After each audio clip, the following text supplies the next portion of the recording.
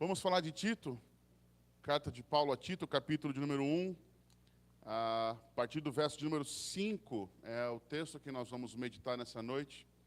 Ele está também projetado aqui, você pode acompanhar. O texto está aí, vai ser colocado. Você pode ir acompanhando comigo. Vou ler a palavra do Senhor. A partir do verso 5, a palavra do Senhor diz assim: Foi por essa causa que eu deixei você em Creta, para que pusesse em ordem as coisas restantes, bem como em cada cidade constituísse presbíteros, conforme prescrevi a você. Alguém que seja irrepreensível, marido de uma só mulher, que tenha filhos crentes, que não são acusados de devassidão, nem são insubordinados. Porque é indispensável que o bispo, por ser encarregado das coisas de Deus, seja irrepreensível, não arrogante, alguém que não se irrita facilmente, não apegado ao vinho, não violento, nem ganancioso. Pelo contrário, o bispo deve ser hospitaleiro, amigo do bem, sensato, justo, piedoso, deve ter domínio de si, ser apegado à palavra fiel, que está de acordo com a doutrina, para que possa exortar pelo reto ensino e convencer os que contradizem esse ensino. Essa é a palavra do Senhor. Vamos orar para que nós possamos continuar, nós continuemos expondo esse texto. Pai, obrigado por estarmos juntos, obrigado por ter nos trazido aqui nessa noite. Clamo a Ti, ó Deus, que por Tua misericórdia o Senhor me use como instrumento da Sua graça na proclamação do Teu Evangelho nessa noite. Te pedimos, Pai, que a pregação desta palavra, da carta de Tito, seja realmente algo que enraize em nossos corações, que nos faça ter percepção, abrir olhos, compreender, ó Deus, valores e princípios do Senhor, da Tua igreja, do Teu reino. Queremos clamar a Ti, ó Deus, que o Senhor, na ação do Teu Espírito, trabalhe nas nossas mentes, trabalhe as nossas convicções, reafirme, ó Deus, valores que temos, corrija aqueles que precisam de transformação, que o Senhor também faça isso no meu coração, na minha mente. O Senhor sabe quantas coisas eu careço do Senhor, eu necessito da Tua graça, do Teu cuidado, da Tua presença sobre minha vida. Obrigado pela vida de cada um dos que está aqui nessa noite, daqueles que estão participando conosco de forma online. Que o Senhor, na ação do Teu Espírito, alcance os corações de todos nós. Nós oramos ao Senhor gratos no nome de Jesus. Amém. Quando nós expomos um livro inteiro, sempre há uma tendência de nós, talvez, olharmos para alguns textos e dizermos, nós já ouvimos pregações sobre isso. Quando falamos de uma carta pastoral como Tito, eu vou usar um termo aqui, mas, por favor, não leve a mal. Há um certo preconceito da carta pastoral de Tito, porque ela tem o nome de carta pastoral. Muitas vezes nós achamos que ela diz respeito apenas a pastores. E, na verdade, a carta de Tito é uma carta normativa para a igreja do Senhor. Ela lida com situações tanto pessoais, mas principalmente com os efeitos da graça de Deus sobre a vida da igreja. Mas esses efeitos da graça de Deus, ou de como Deus atua no seu povo, eles vão ocorrer à medida em que o povo de fato conhecer a Deus, como o capítulo 1, versículos 1, 2, 3, lemos semana passada, mas especialmente o verso 1 afirma: Paulo, servo de Deus e apóstolo de Jesus Cristo, para promover a fé que é dos eleitos de Deus e o pleno conhecimento da verdade segundo a piedade. Então, o papel do pastor e o papel da igreja é que o pleno conhecimento de Deus e da verdade de Deus sejam conhecidos por todos. Os efeitos desse pleno conhecimento de Deus, eles vão se dar não apenas na vida do pastor, não apenas na vida da comunidade local, igreja, mas eles vão ecoar quando nós saímos daqui. Como nós falamos semana passada e reafirmo hoje, é impossível alguém ter um verdadeiro relacionamento com Deus e esse relacionamento não frutificar, não ultrapassar as barreiras do templo, não se demonstrar de forma clara na sociedade, nos negócios, nos relacionamentos, na forma como nós lidamos com oposição, com dificuldades, com problemas. A pessoa que realmente conhece a Deus e tem um conhecimento do caráter de Deus e tem intimidade com Ele, essa pessoa é aquela que nós agora cantamos aqui há minutos atrás. Aqueles que esperam no Senhor o quê? Como é que fala a letra mesmo? Mas os que esperam no Senhor renovados serão. Por quê? Porque a gente aguardou e ganhou forças? Não, porque Deus que é a nossa força, porque Deus, aquele que realmente nos derrama misericórdia e a quem nós buscamos, o Espírito dele que nós clamamos que seja cheio em nossas vidas, ele vai frutificar e nos dar condições de verdadeiramente fazermos algo diferente nesse mundo, vivemos de uma vida digna do Senhor. A realidade é que para que nós tenhamos efeitos nesse tanto na sociedade, é necessário que dentro da casa possam haver verdadeiras transformações, possa e necessite haver o verdadeiro evangelho. É fundamental que o evangelho ele seja vivido de uma forma íntegra, inteira, plena, pela liderança da igreja. E é exatamente por isso que Paulo, ao começar essa carta, ele vai lidar com esse conceito de que uma liderança madura é fundamental para a igreja do Senhor. Ter pastores, presbíteros, líderes espirituais que sejam aprovados diante do Senhor, e não apenas reconhecidos por serem carismáticos ou legais, faz total diferença na vida da igreja, e isso fará com que as coisas aconteçam, ou pelo menos se direcionem à vontade do Senhor. Como falei, e aqui está, há uma grande ideia no livro, há uma mensagem central no livro que nós vamos percorrer e relembrá-la durante os nossos encontros. E a grande ideia é que a formação de igrejas maduras, onde a doutrina cristã é confirmada pela vida cristã, ela depende da presença ativa e eficaz de líderes que sejam qualificados biblicamente e da prática de boas obras por todos os crentes em Jesus, por meio da capacitação graciosa de Deus. É necessário que sejam formadas igrejas que sejam maduras. É necessário que essas igrejas, elas frutifiquem. Mas para essas igrejas frutificarem, é necessário que líderes qualificados biblicamente existam, sejam levantados e sejam reconhecidos pela igreja. Basicamente, o que nós vamos falar é disso hoje. Há uma outra frase que a gente sempre usa, que é a tal da grande ideia. Você está ligado? Está funcionando aí? É a grande ideia da passagem de hoje. O texto que nós estamos lendo também tem essa mensagem. Uma liderança madura é capaz de contradizer os falsos ensinos, defendendo a fé cristã. Por que uma liderança madura? Nós vamos entender, basicamente, há 3 divisões nesse texto, há 3 assuntos nesse texto. O verso 5 é a primeira divisão, realmente mostrando quais são as responsabilidades de Tito em Creta. A segunda divisão se encontra dos versículos 6 a 9, e dentro dela há 3 subdivisões. Então, são 2 centrais e 3 assuntos básicos nos versículos 6 a 9. Esses líderes devem ser espiritualmente maduros, versículos 6 e 7. O verso 8 vai nos apontar que eles têm que ser socialmente equilibrados. E esses homens, no verso 9, eles têm que também ser doutrinariamente sadios, sãos. A gente tem hoje vivido um mundo tão maluco, e que nós temos ouvido falar de lideranças abusivas. Já ouviu falar disso? Mercado corporativo, os empresários, governanças.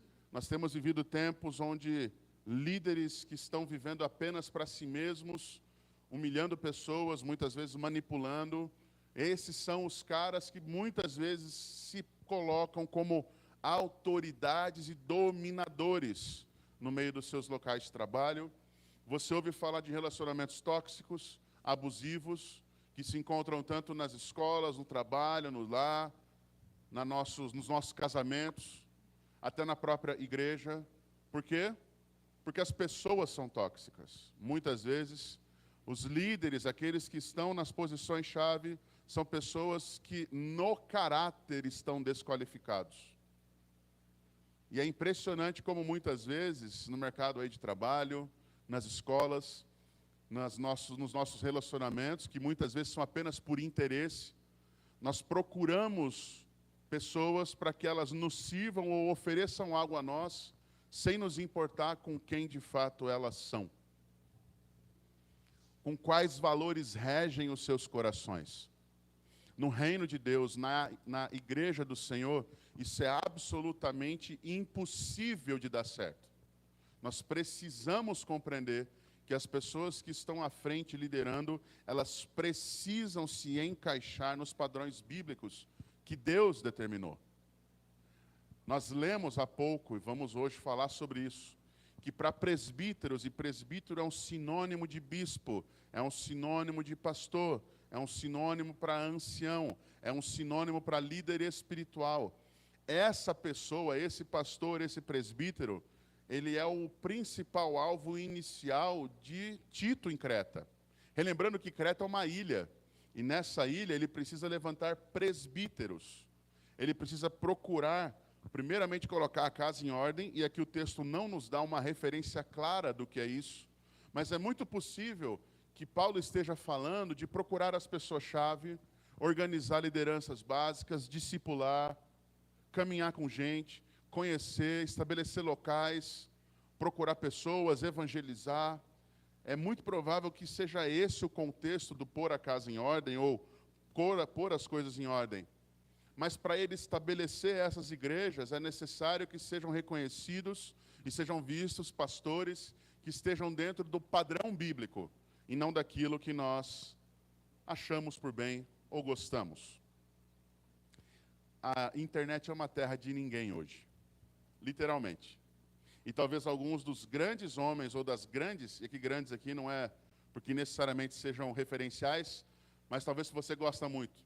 Algumas das grandes vozes que você ouve durante a semana, falando sobre Deus, muito provavelmente tem a ver com pessoas que não têm um caráter aprovado por Deus, ou que estão exercendo funções, exercendo atividades em nome de Deus, sobre as quais Deus nunca os comissionou.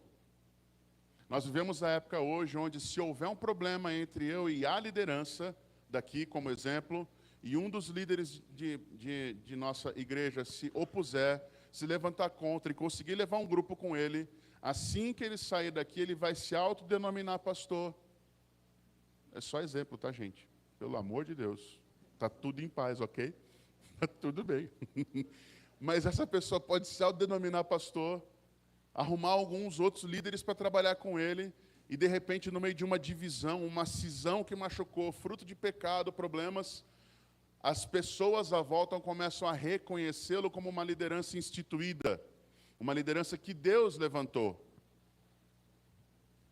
É assim que as Escrituras ensinam que nós devemos reconhecer pastores e líderes espirituais? Há um padrão.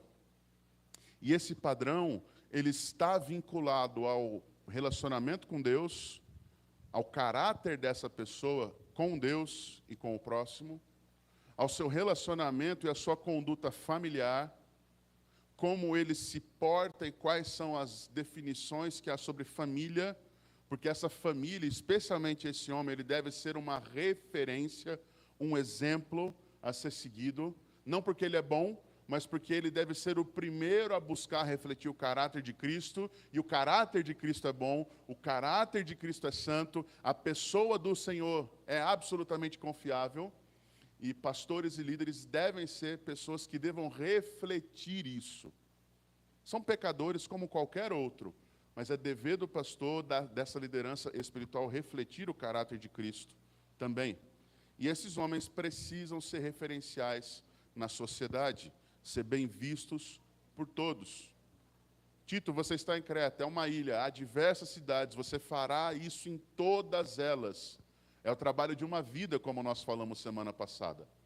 Mas é necessário, portanto, que você institua presbíteros em cada cidade, como eu lhes prescrevi. O texto afirma que essa constituição de presbíteros, algo que já havia sido dito provavelmente, está referenciado em, primeiramente, que esses homens sejam irrepreensíveis. E essa palavra irrepreensível, ela não é tão comum, ela não é tão usual no nosso tempo hoje. Irrepreensível vem de repreenda, repreender. Repreender é chamar a atenção. Mas a raiz dessa palavra, a tradução talvez mais precisa, é de alguém que esteja vestido com roupas íntegras. E o que significa isso? Uma roupa íntegra não tem nenhum fio solto sobre o qual você possa puxar e aquela roupa começar a se desfazer e a vergonha aparecer sobre aquele que está ficando nu. Quando nós falamos de irrepreensibilidade, nós não estamos falando de um homem que não peque, porque isso é impossível.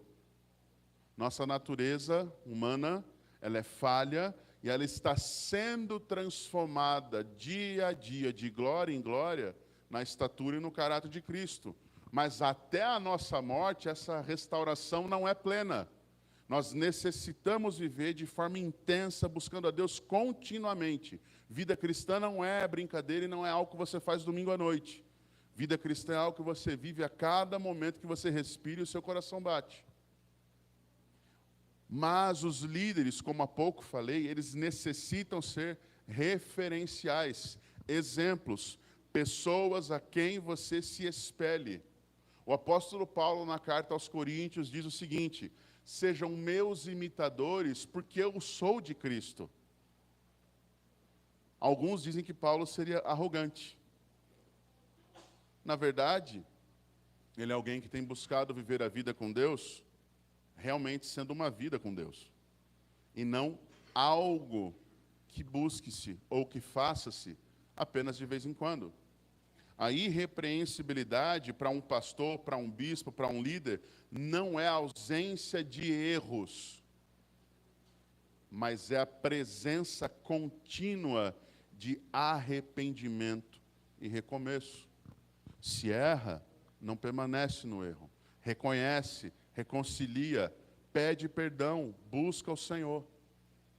A irrepreensibilidade de qualquer homem se dá quando de fato essa pessoa, ao pecar, lembra-se que tem um advogado fiel, o nosso Senhor Jesus, que não apenas pagou o preço dos nossos pecados, mas deu a sua vida para viver em nós.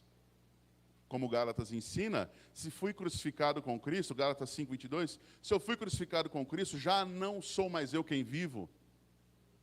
E quando eu quero viver, quando o velho homem tenta fazer as coisas erradas, e de vez em quando faz, é necessário mortificar a carne, mais uma vez enterrar esse homem, clamando a Deus por misericórdia, graça, por meio do arrependimento genuíno. É por isso que nós temos a condição de viver a vida com Deus, e pastores são da mesma forma. A irrepreensibilidade nunca foi ausência de erros, mas é a convicção de que se um pastor ou um líder espiritual, um presbítero, um diácono, seja quem for, pecar, ele também pode, diante do Senhor, clamar por perdão e ser perdoado. E como pode chegar àqueles a quem ele errou e as consequências do seu erro também atingiram, ele também pode pedir perdão. E conforme a palavra do Senhor ensina, ser perdoado por aqueles a quem ele ofendeu. É por isso que o bispo deve ser irrepreensível, porque ele precisa, de fato, testemunhar, referenciar o caráter e a pessoa do Senhor Jesus. Eu não sou Jesus, mas eu almejo todos os dias estar mais parecido com Ele. E eu creio que esse deva ser o mesmo sentimento que pulsa no seu coração. Porque se não for, você talvez não tenha compreendido o que o Evangelho de Cristo implica, exige de nós. É uma busca de todos nós. A irrepreensibilidade é essa. Alguém que, ao errar, confessa os seus pecados em arrependimento genuíno, reconcilia-se com Deus e com seus irmãos e continua a servir, continua a caminhar. Além dele ser irrepreensível, é necessário que ele seja marido de uma só mulher. Por isso, a Bíblia deixa de forma muito clara que a posição de divórcio e recasamento para pastores, ela é impeditiva. Um pastor divorciado ou então recasado, ele está literalmente desqualificado para estar servindo na área ministerial pastoral. Por que o pastor João não gosta? Porque a Bíblia afirma que é só uma mulher. Em caso dele ser viúvo, pode casar-se novamente. Mas um pastor que, ao perder a sua família ou ao romper com o seu casamento, ele literalmente quebra uma área de referência, de exemplo que a palavra que o Senhor Deus exige dos seus filhos, da liderança cristã. Nem todos encaixam nisso. Muitos não compreendem isso. Alguns acham que é gosto pessoal ou firula. Não é. Uma reafirmação disso, na verdade, uma afirmação anterior, encontra-se em 1 Timóteo, capítulo 3, versículo 1, onde ele começa com as mesmas características. Versos de 1 a 8 vão lhe especificar isso. 1 Timóteo 3, caso você queira ler, leia de tarefa durante a semana. Excelente texto. É necessário que o bispo seja irrepreensível e marido de uma só mulher. Da mesma forma, a situação, tanto da palavra bispo, aqui em cima, presbítero, como marido de uma só mulher, ela se torna impeditiva para que nós reconheçamos o pastorado feminino.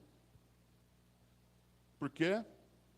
Porque o pastorado, e aqui é ministério, é vocação, é uma área de autoridade espiritual e de autoridade sobre outros. E as Escrituras deixam bem claras em Efésios capítulo 5, você pode ler isso também em casa com muita tranquilidade, que o cabeça da mulher é o homem. E não a mulher é a cabeça dele. Isso não é machismo, isso não é misoginia, isso é ordem e hierarquia que Deus deixa como referência para a sua igreja. Há pessoas e também igrejas que diferem disso, mas elas estão caminhando em um caminho de diferença e de estar contrariando o que as Escrituras afirmam. Não é possível uma casa dividida caminhar junta. Imagine só, se a Catiane fosse pastora e eu não. Em casa eu sou o cabeça dela. Aqui, ela é minha autoridade. Contraditório, não é? E infelizmente é isso que vai acontecer dessa forma. E é importante salientar, esses substantivos, presbíteros, marido, eles estão na condição masculina. Tanto em português quanto no texto original. Não é má interpretação, não é forçação de texto. Forçação de texto é ignorar os referenciais bíblicos sobre o pastor. Forçação de texto é ignorar o que as Escrituras deixam claro e definido. Pregações como essa não são populares, mas elas são bíblicas. E nós não fomos chamados, e eu não tenho compromisso com você de agradar o seu coração. Porque é necessário, e a Bíblia aponta isso de forma clara, que os despenseiros do Senhor, aqueles que servem, que ministram em nome do Senhor, eles sejam encontrados fiéis ao Senhor, não ao seu público, não à sua cultura, não ao tempo em que nós estamos vivendo. O que será cobrado de mim é pregar-lhes, e o próprio texto afirma isso, no final do capítulo, do verso 9. O presbítero tem que ser apegado à palavra fiel, que está de acordo com a doutrina, com a vontade, com aquilo que Deus determinou e declarou. Por quê? Para que ele possa exortar, encorajar, corrigir, animar, repreender, pelo reto ensino, pela verdade das Escrituras, e convencer os que contradizem esse ensino. E há muitos que contradizem esses ensinos. Mas um dia eles prestarão contas diante do Senhor e não vão ter o que dizer a Ele. Porque a Bíblia é clara, é transparente como um copo de água pura. O ministério do pastorado, a autoridade, a vocação pastoral de liderança é masculina. Mas o que nós podemos ver? Pastoreio é o ato de cuidar uns dos outros. O pastoreio pode ser feito por qualquer pessoa. As Escrituras afirmam, inclusive, que as mulheres mais velhas devem cuidar, orientar, ensinar as mais novas. Isso é forma de pastoreio, de abençoar o outro. Qualquer pessoa pode me dar conselhos, me ajudar, uma palavra de ânimo. Isso é cuidado. Isso pode ser feito comigo. Na verdade, um parênteses rápido, eu sou gente igual você. Se você me vê meio murcho num canto, fale comigo, sei lá, ore por mim, abrace, aproveita que eu sou fofo. Tenha tempo comigo, porque eu preciso de encorajamento às vezes, porque eu preciso de um abraço. O pastoreio, o cuidado mútuo pode ser feito por todos com todos, mas o pastorado, a vocação, a liderança, a direção espiritual, o zelo da doutrina, o cuidado do ensino, ele está ligado à figura do pastor, do presbítero. E essas são coisas que não se pode fechar os olhos. não se pode ignorar. Quem disse isso? A própria palavra do Senhor. Essa é a vontade do Senhor. É necessário que esse homem ele seja um exemplo, um referencial na sua casa. Por isso que o texto bíblico afirma que não apenas seja marido de uma só mulher, mas que ele tenha filhos crentes que não são acusados de devassidão ou insubordinados.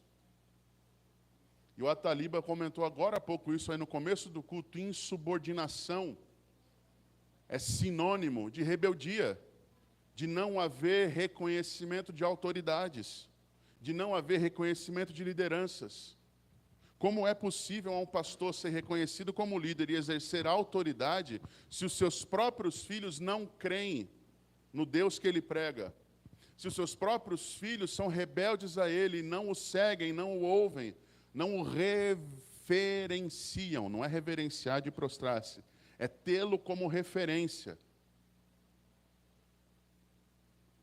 É necessário termos cuidado, queridos. Muito cuidado.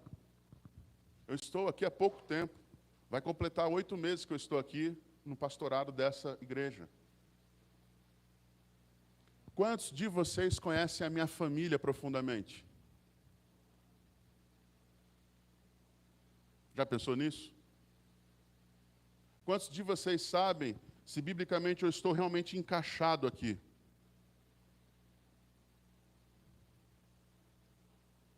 Está um silêncio mortal agora aqui. Está todo mundo assim, ih, será? Os irmãos tiveram referências. E eu não estou usando esse sermão aqui para me autoafirmar, me proclamar pastor de Deus, me ouve, senão Deus vai agora tacar um raio na sua testa. Não é isso. Mas eu creio que Deus dará crescimento para essa igreja e para o reino também através de nós. Quando nós tivermos pastores auxiliares, ministros colocados em outras áreas, lugares, igrejas que nós aqui plantamos, qual referencial devemos seguir sobre pastores? Ai, fulano de tal fala tão bem. Nossa, ele é carinhoso, hein? Ô, pastor não é lá essas coisas não, mas a mulher dele, meu amigo, é um caminhão sem freio. Aonde vai, é uma bênção. Vamos ordenar ele que ela vem junto. Já viu isso? Eu já vi. Eu já participei de concílios, na hora de avaliar o candidato, eu ouvi assim, olha, ele não é muito bom assim não, né, de pregação, ensino, mas a mulher dele resolve isso para ele. Esse daqui não, aonde chegar é ele, a esposa servindo o tempo inteiro e os filhos tocam. Tem um filho que é líder de jovens, a menina discipula e eles têm banda, então já vem pastor, vem o grupo junto aí de música aí da igreja. Já vem liderança para tudo, a igreja, ê! Será? O que valida o ministério de um pastor em uma igreja? Contatos, carisma, visita, cafezinho? São coisas muito boas. O que valida é se essas características de fato são encontradas na vida dele e no ministério e por onde ele passa. Se nós estivermos procurando outras coisas, nós vamos ter outras pessoas aqui, não pastores. Eu ouvi há pouco, e louvo ao nosso Deus por isso, que essa igreja tem uma tradição e graça e bênção do Senhor de ter tido pastores que são bênção aqui. O fato é que um ex-pastor dela estará vindo aqui, estará conosco, será um tempo muito bom. Não conheço o pastor Felipe, mas pelos testemunhos que eu ouço dele, deve ser um homem realmente que Deus aprova, que está qualificado e encaixado nessas áreas. Quantos outros pastores você conheceu ou ouviu falar que foram nocivos às suas igrejas e se tornaram talvez dominadores delas? 1 Pedro capítulo 5 fala que nós devemos pastorear o rebanho de Deus, aos presbíteros, e Pedro fala, aos presbíteros que como eu também sou presbítero, digo, pastoreiem o rebanho de Deus, não por ganância, nem como dominadores. Já viu igrejas onde o pastor é a voz final, mais do que Deus, às vezes? Eu já. Onde mesmo mostrando bases bíblicas e colocando-se verdades das Escrituras, a vontade do pastor e da sua família se estabeleciam. Essas pessoas, por mais que tenham boa vontade, elas prestarão contas ao Senhor do que estão fazendo. E as igrejas que ignoram esses valores e escolhem homens simplesmente para preencher locais, ou fazem coisas em desacordo com as Escrituras, também prestarão contas diante do Senhor. que deixou claras e firmes quais são suas decisões, quais são os seus requisitos. É por isso que nós falamos, dentre essas questões de família, que nós estamos falando que os presbíteros têm que ser no caráter qualificados, na família qualificados. A igreja tem que ter olhos atentos a isso. Não é querer saber da vida do pastor. Eu espero não ter esse problema de chegar alguém, estar em cima do muro, olhando para dentro de casa, lá querendo saber se está tudo bem. Não é esse o ponto. Mas acompanhe nossa vida. Vejam a forma como nós lidamos entre nós e com a nossa filha. Observe. Para aqueles que têm boas intenções, um sermão como esse é um prato cheio para a gente falar, puxa, vai ser bom ter relacionamento. Para aqueles que querem arrumar problemas, falam, eita, o pastor está dando todas as ferramentas para a gente minar o ministério dele. Em nome de Jesus, deixa Deus usar a sua vida para o bem, não para o mal. A igreja não precisa de mais opositores. Satanás já faz isso. Não mude de time, por favor. Permaneça servindo ao Senhor. Os opositores do evangelho nunca prevalecem. Essa é a realidade. E há muitos pastores que se tornam opositores do evangelho porque eles se tornam dominadores. Há não muito tempo atrás, alguns líderes espirituais muito conhecidos caíram em área moral, em área familiar. Alguns deles por questão de adultério, outros por questão de assédio moral nas suas igrejas. Pastores podem fazer isso? Agindo como dominadores. Podem perverter seus próprios corações e cair. Qual é a regra? Qual é a conduta? É necessário que esse homem tenha reputação irrepreensível, que ele seja um exemplo, como marido de uma só mulher, de fidelidade conjugal. Num tempo hoje onde as pessoas estão procurando ter seus puxadinhos aí, seus casos, pastor, é necessário que ele seja um exemplo de fidelidade. É necessário que ele tenha filhos obedientes a ele e a Deus. E é necessário que ele esteja acima de qualquer repreensão, sem fios soltos. Soltou um fio, pastores procuram pastores para que sejam pastoreados. Eu tenho 3 pastores que caminham comigo e nós conversamos, não presencialmente, mas online. Temos conversas, sempre mensais, de prestação de contas, a quem eu, inclusive, sou muito grato. Alguns desses pastores estavam aqui na minha posse. E eu louvo a Deus por ter pessoas que zelam por minha alma. E louvo a Deus pela oportunidade que Deus me dá de poder zelar pela alma de outros pastores e caminhar com eles também. Eu tenho hoje pelo menos 4 pastores com quem eu converso constantemente e que pedem ajuda a mim. Orem por mim. Porque muitas vezes eles falam que estão passando por situações que eu não sei nem o que é, nem como fazer. E eu careço da graça de Deus para poder falar com eles, ouvi-los, orar e orientar. Ao mesmo tempo, é necessário observar alguns dos termos que Paulo usa com Tito.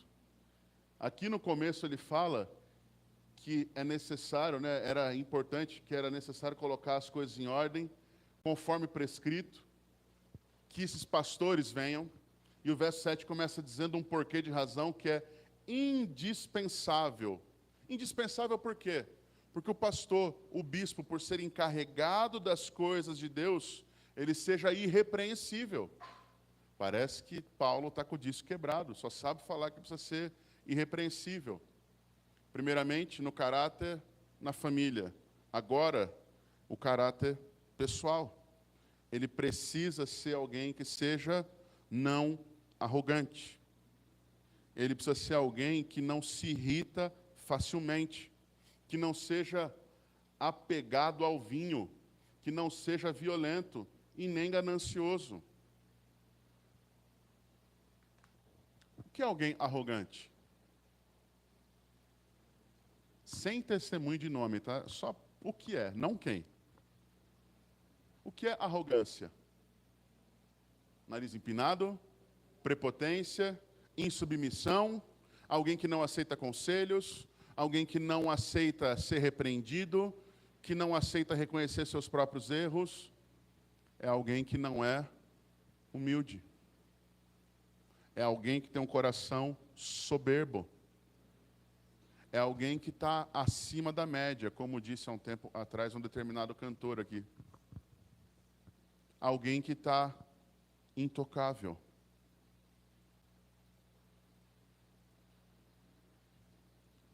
A humildade, ela tem que ser uma referência na vida do pastor. A não arrogância, a não prepotência. É necessário que esse homem não se irrite facilmente. O requerimento difícil. O camarada te fecha no trânsito, risca teu carro, você baixa o vidro e fala: Deus te abençoe, querido do Senhor. Você não é sangue de barata. Alguns irmãos, alguns relacionamentos, algumas situações aí na vida aí cristã são muito parecidas com aquela música Rompendo em Fé, conhece? Ela começa dizendo: cada vez que a minha fé é provada. Pois é, tu me dás a chance de crescer um pouco mais. Mas tem gente que muda essa parte. Cada vez que a minha fé é provada, tu me dás a chance de me irritar, Senhor. E é impressionante como pessoas, situações, circunstâncias irritam. Tiram você da régua, da média. Quer dizer que pastor, então, é um santo. Alguém vem, brinca, pisa no pé dele, ele está só dando bênção, sorrindo. Sou de carne e osso, não provoca não. A Bíblia fala que nós não devemos provocar ira a ninguém. Ok? Então me ajude. Ajude o seu irmão, que eu também vou procurar te ajudar. Alguém que não se irrita facilmente, mas não significa que não se irrite. Mas não por qualquer coisa. Em outras traduções está a palavra manso. É a mesma linha, mesma ideia. Alguém que não seja apegado ao vinho. E aqui interessante, parece que o pastor não pode beber nada na sua vida. Só bebe água, come mel silvestre e frutas. É igual João Batista. Não é esse o valor bíblico que está sendo dito. Até porque para Timóteo, por exemplo, que também é um pastor e uma carta pastoral, Paulo diz: bebe um pouco de vinho por causa das suas frequentes enfermidades. Então o pessoal já fala: eita, pastor, pode tomar todas. Não é isso. Tudo aquilo que domina o homem faz esse homem deixar de ser conduzido por Cristo. Se você é dominado por qualquer tipo de vício, por qualquer tipo de coisa, é isso que é o Senhor do seu coração, e não o Senhor. Eu, por opção, abstenho. Mesmo sabendo que eu tenho qualquer liberdade a tomar qualquer tipo de coisa em qualquer lugar, eu prefiro não me tornar pedra de tropeço para aqueles que as Escrituras afirmam que talvez sejam fracos na fé. E vejam isso como um impeditivo. Eu não preciso ser apegado ao vinho, na verdade eu abro mão dele. Aí outros já falam: só pode negar o vinho, a cerveja está então liberada, pastor, é isso? Também não. Qualquer tipo de vício, qualquer coisa que domine, qualquer tipo de bebida, não precisa estar aí. É necessário que esse homem não seja violento, não seja abrupto, não seja alguém bruto. É necessário que nos seus relacionamentos esse homem, esse pastor, ele seja alguém cordial, ele seja alguém que busque ser moderado, busque ser pacífico. A Bíblia afirma que no que depender de nós, nós devemos ter paz com todos, mas às vezes o outro não quer ter paz conosco. Mas no que depende de mim e de você, nós precisamos ter paz uns com os outros. Esse homem não pode ser ganancioso, apegado ao dinheiro. Ele precisa ser honesto. Como é que vocês vão descobrir se eu ou qualquer outro pastor tem essas qualificações? Deus deixa uma ferramenta e uma fórmula maravilhosa para isso. Sabe qual é? Tempo. No tempo, você consegue reconhecer essas características. No tempo, você vê se alguém, de fato, é um vocacionado. É o tempo que determina isso. Porque você vai ver a vida, vai avaliar. Imagina chegar alguém aqui e falar assim: pastor, eu quero ser pastor. Tenho certeza que Deus me chamou para isso. Amém. Vou te mandar para o seminário semana que vem. Vamos caminhar. Vamos andar juntos.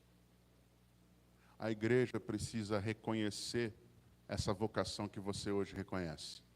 A igreja precisa reconhecer as características que são determinadas por Deus.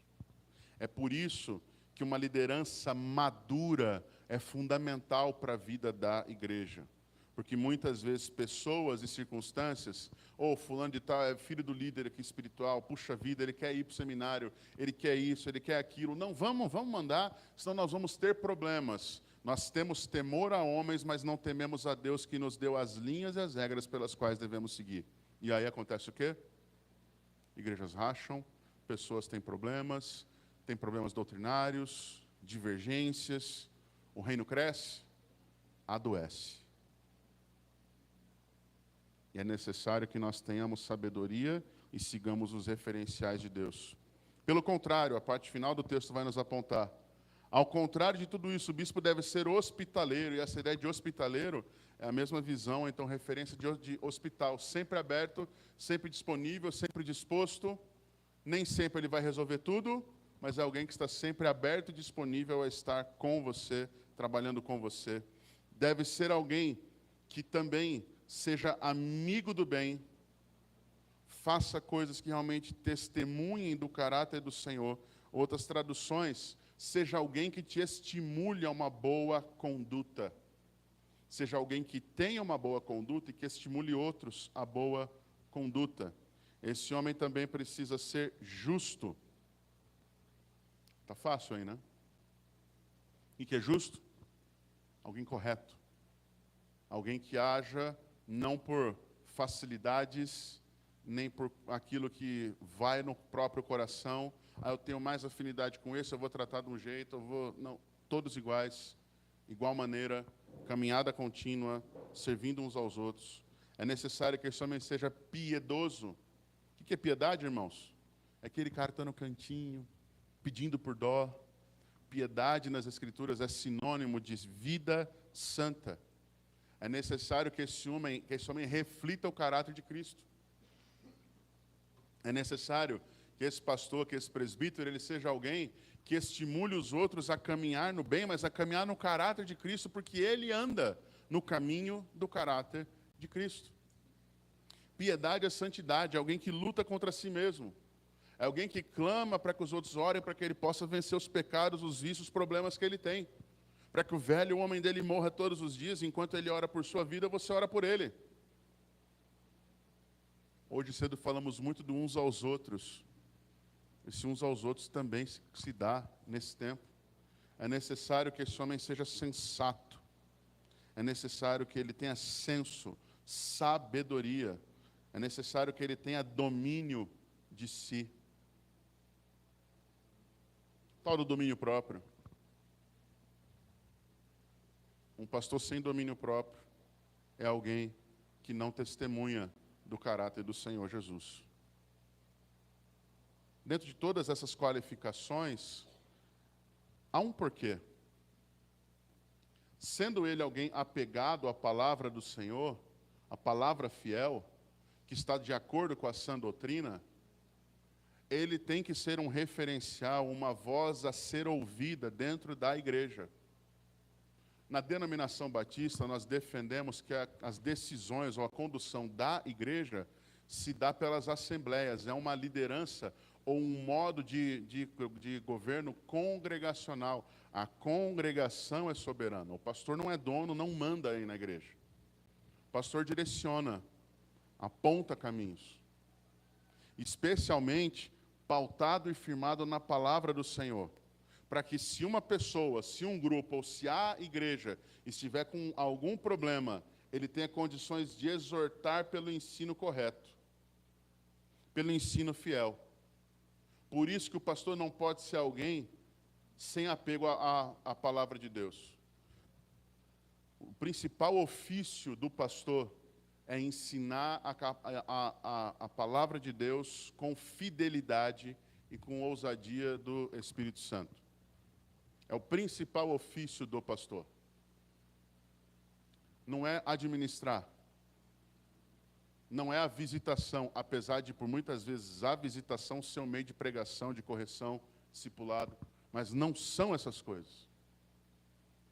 É ser alguém que ensina e corrige, exorta, encoraja, estimula, abençoa por aquilo que prega, mas alguém que prega aquilo que vive.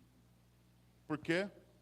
Porque sem dúvida vão haver pessoas que contradizem a sã doutrina. E essa contradição, por vezes, ela não é simplesmente dizer, eu discordo e está tudo bem. Muitas vezes ela é sorrateira. E é exatamente o que na semana que vem, a parte 2 desse sermão, nós vamos observar dos versículos 10 a 16. É necessário que haja um referencial de fidelidade bíblica e de domínio próprio, de caráter familiar, de conduta bíblica, porque existem falsos mestres e falsos ensinos em todos os lugares.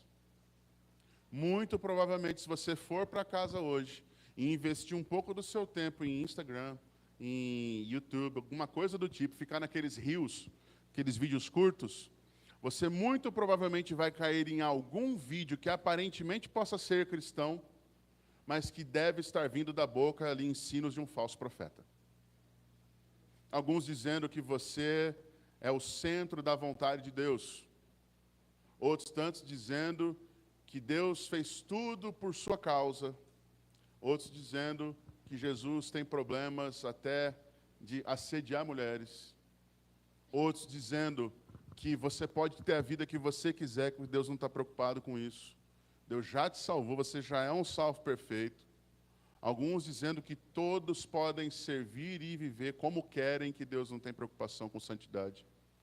Falsos ensinos e falsos mestres estão por todos os lugares. Por isso, o referencial de apego à palavra e de uma vida familiar, social e na igreja que testemunhem do caráter de Cristo são os principais referenciais que um pastor, um presbítero, um bispo deve ter na igreja e em prol do reino. Por isso, é necessário que nós hoje reflitamos nisso. Por quê, meus irmãos? Porque, sem dúvidas, para nós hoje, o entendimento de que uma liderança madura é capaz de contradizer os falsos ensinos defendendo a fé cristã é fundamental para que nós sejamos uma igreja sadia. Quando nós observarmos os referenciais bíblicos, nós vamos ter condição de reconhecer entre nós aqueles que Deus tem levantado como referenciais para o seu povo. Quando nós compreendermos o que as Escrituras de fato afirmam e entendermos a necessidade de que a maturidade da igreja inicie e começa numa maturidade da sua liderança, nós teremos condições de realmente firmar os pés no Evangelho e defendê-lo até o último segundo de nossas vidas, seja com as atitudes, seja com a proclamação direta, seja com o nosso testemunho. Eu não sei quantos aqui já passaram por dificuldades ou por locais onde havia falso ensino e falsos mestres. Ou talvez pessoas muito bem intencionadas, mas desqualificadas.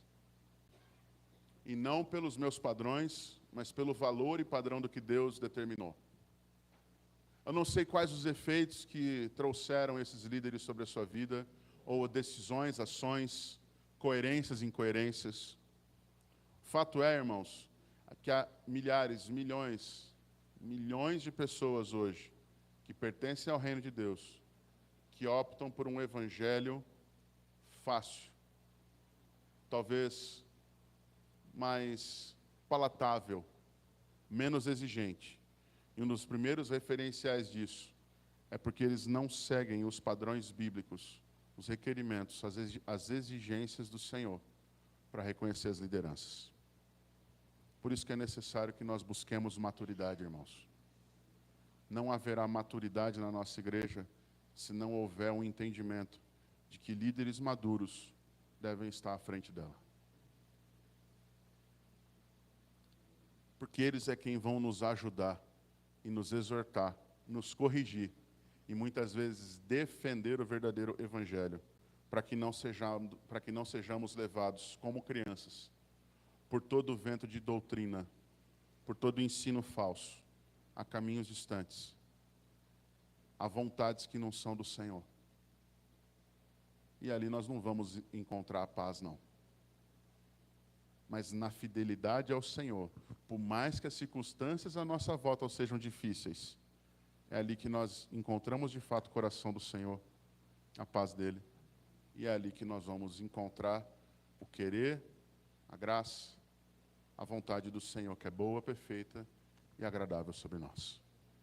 Quero convidar você a orar comigo nesse momento, em reflexão a essa palavra que o Senhor nos trouxe nessa noite. Ó Deus querido, como é bom podermos ouvir a sua palavra, Pai, mas como é difícil nesse momento olharmos para nós mesmos e nos sentirmos qualificados. Todos aqueles a quem o Senhor tem chamado, e as nossas igrejas, ó Deus, que têm hoje a oportunidade de ter os olhos abertos pelo Teu Espírito, pela Tua Palavra, a observarmos o que o Senhor determina, quais são os padrões do Senhor, o que é que o Senhor espera, tanto dos líderes que o Senhor levanta, quanto da igreja que deve reconhecer esses líderes. Pai, como é difícil nos encaixarmos nisso. Tem misericórdia de mim, tem misericórdia de nós, ó Deus. Tem misericórdia de todos os Teus filhos que o Senhor levantou para serem líderes espirituais, diáconos, presbíteros, pastores, independente das suas denominações, mas pessoas a quem o Senhor de fato levantou e os colocou como líderes, como referenciais Teus ali. Pai, tem misericórdia desses homens. Tem misericórdia das Tuas igrejas, ó Pai, que por algum desvio ou alguma dificuldade nesse momento têm sido lideradas por lobos devoradores. Por pessoas, ó Deus, que a própria palavra afirma que são falsos mestres, mas que por domínio, por dinheiro, por influência ou de forma ardilosa chegaram às lideranças dessas igrejas. Senhor, tem misericórdia. Abre os olhos do Teu povo, Pai. Abre os olhos do Teu povo para não se alimentar de qualquer palavra, mas a sermos, como as Escrituras ensinam, a sermos bereanos, pessoas que conferem, que vão verificar de fato se aquilo que está sendo dito é o que o Senhor diz. Para que não haja desvios, para que não haja tropeços, para que não haja influências malignas, para que falsos mestres não assumam o lugar daqueles que o Senhor levantou e colocou como Teus ministros, como despenseiros do Senhor. Sabemos, Pai, que palavras como essa não são fáceis de serem digeridas, mas sem dúvida, Pai, palavras como essas nos apontam para norte, para uma direção correta, onde nós vamos ouvir a Tua voz por meio desses homens, desses líderes, dessas lideranças que o Senhor institui de forma bíblica no meio do Teu povo. Sem dúvida eles falarão do Senhor. Sem dúvida eles serão e deverão buscar a fidelidade ao Senhor. E os resultados disso, ó Deus, são crescimento para o Seu povo, pastoreio genuíno, corações sendo tratados por Tua doce voz, pela Tua presença verdadeira, pela ação inigualável do Teu Espírito, ó Deus. Tantos outros sendo alcançados, Pai, pela salvação em Cristo, de acordo com a pregação do verdadeiro Evangelho. No nome de Jesus, Pai, dá-nos desejo de que essas coisas de fato aconteçam no nosso meio e através de nós, para a glória do Seu nome. É a oração que fazemos com gratidão, em nome de Jesus. Amém.